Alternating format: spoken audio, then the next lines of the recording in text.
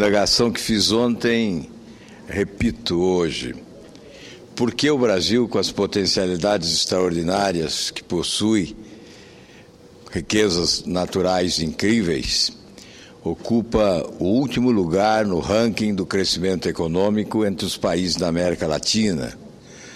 Por que ocupa o penúltimo lugar entre os países emergentes, à frente apenas da Noruega, onde o impacto da crise do euro bateu fortemente?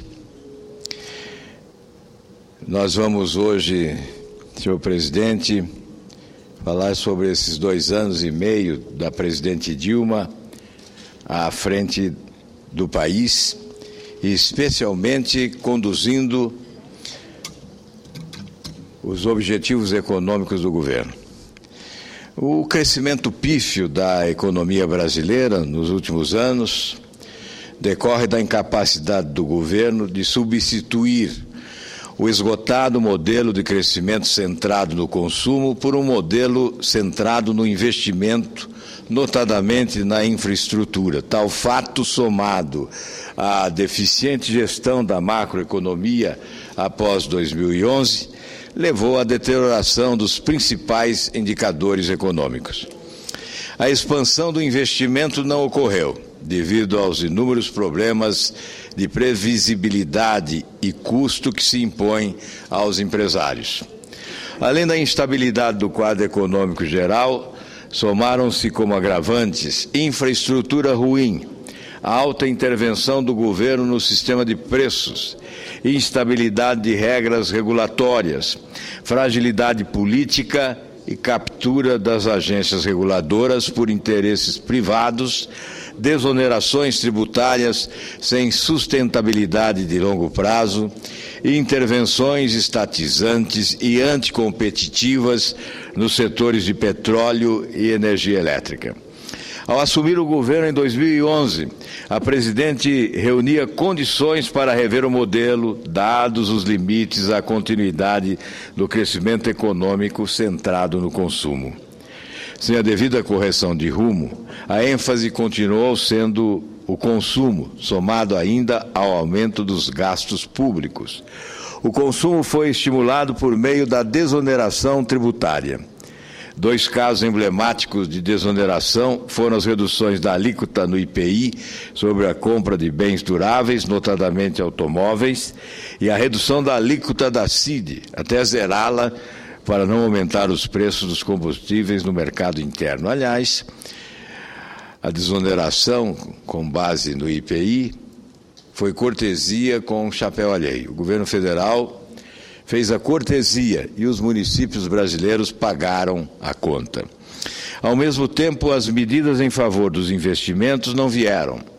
Na verdade, em relação à infraestrutura, um dos pontos mais vulneráveis da economia do país, ocorreu o oposto, por conta da desastrada atuação nos setores elétrico e petrolífero. Ademais, em que pese a evidente necessidade dos capitais privados para suprir as deficiências da infraestrutura, o governo não foi capaz de estabelecer regras que os atraíssem. Já a política de forte e desordenada intervenção do Estado na alocação dos recursos confundiu os cálculos econômicos, elevando o risco do investimento. A intervenção se deu por meio de instrumentos tributários e creditícios. Nesse último caso, destaca-se o monumental volume de crédito subsidiado concedido pelo BNDES às empresas com recursos do Tesouro, sem qualquer estratégia explícita que permitisse avaliar a direção seguida. Em junho de 2013, o crédito do Tesouro junto ao BNDES chegou a 381,3 bilhões, o equivalente a 8,3% do PIB. E, aliás, o presidente do BNDES, Luciano Coutinho, anuncia que brevemente o Tesouro Nacional estará repassando recursos, mais alguns bilhões, para que o BNDES continue com a sua política de investimentos, muitas vezes contestada, em razão daquilo que se considera desvio de finalidade. Quanto à política macroeconômica, ela foi muito mal conduzida, levando à deterioração dos principais indicadores e a novos focos de incertezas, o que desestimulou ainda mais os investimentos. A redução da taxa Selic não estimulou os investimentos, pois não houve qualquer preparação para torná-la sustentável. Na verdade, um conjunto de medidas adotadas, a exemplo do crédito subsidiado do BNDES, da redução do superávit primário das contas públicas e do estímulo do consumo, era incompatível com a sustentabilidade da redução na taxa Selic no médio e longo prazos. Nesse contexto, não surpreende que o desempenho macroeconômico do país tenha sido muito ruim no biênio 2011-2012. Na verdade, 2011 não foi bom, mas 2012 foi péssimo. Em 2011, a economia cresceu 2,7%. Em 2012, 0,87%. O primeiro número não seria um número ruim se estivesse ocorrendo uma arrumação, mas, como visto, não foi o que aconteceu. Já o segundo número foi retrato fiel do que foi feito nos primeiros 2 anos de governo. O consumo cresceu, respectivamente, 4,1% e 3,1% em 2011 e 2012, os menores percentuais desde 2004. Já os investimentos aumentaram 4,7% em 2011, mas caíram 4% em 2012. Enfim, no biênio, o consumo desacelerou, conforme esperado, apesar dos estímulos, e os investimentos que deveriam ter ocupado o lugar do consumo em um novo modelo estagnaram. Curioso observar que em 2012 o desempenho da economia brasileira foi tão ruim que o agregado mais dinâmico pelo lado da demanda foi os gastos do governo, que cresceram 3,2%.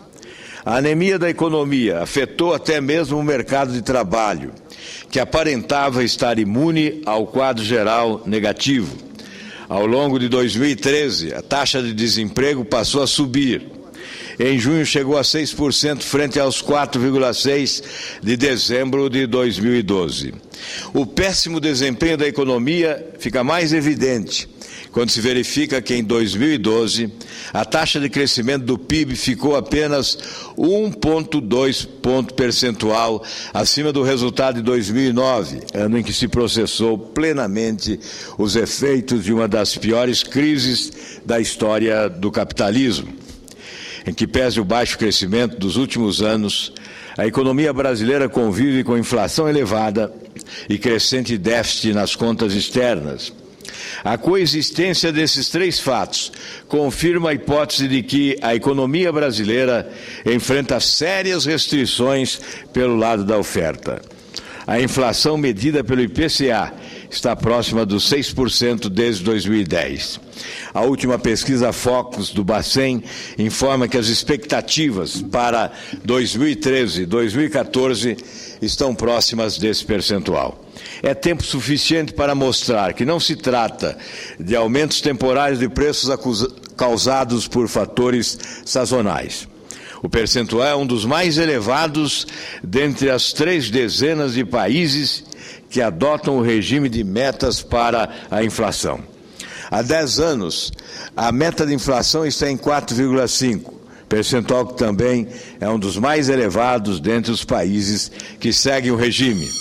A dificuldade em controlar a inflação tem levado o governo a intervir diretamente em preços-chave da economia, como ocorreu no caso dos combustíveis, da energia e de transportes urbanos. Tais medidas causam importantes distorções na economia e são insustentáveis. O impacto na Petrobras e nas empresas no setor elétrico ameaçam os investimentos na infraestrutura. Quanto às contas externas, o déficit nas transações com bens e serviços sobe continuadamente, segundo dados do Banco Central. Em 2007, o saldo era ligeiramente superavitário, mas o déficit subiu nos anos seguintes e ao longo de 2013 ultrapassou os 3% do PIB, o equivalente a 72,5 bilhões de dólares, no acumulado de 12 meses até junho. Tal montante superou a entrada líquida de investimentos estrangeiros diretos, o que não ocorria desde 2001, trazendo incertezas a respeito do financiamento adequado do déficit nas contas externas.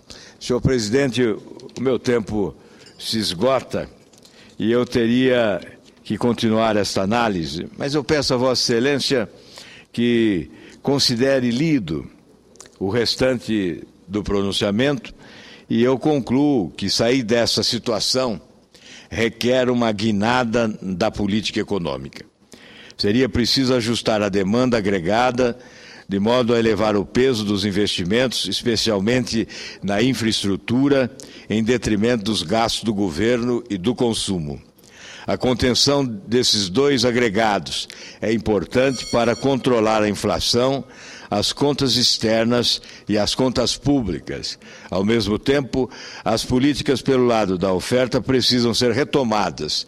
Entretanto, conforme já destacado, não há qualquer sinal de que a correção de direção esteja em curso. Possivelmente, isso só ocorrerá após as eleições presidenciais ou pela imposição dos acontecimentos. É difícil saber o que virá primeiro. Em outro pronunciamento, vamos abordar os reflexos da infraestrutura, senhor presidente. Eu peço a Vossa Excelência que considere o pronunciamento lido. Muito obrigado.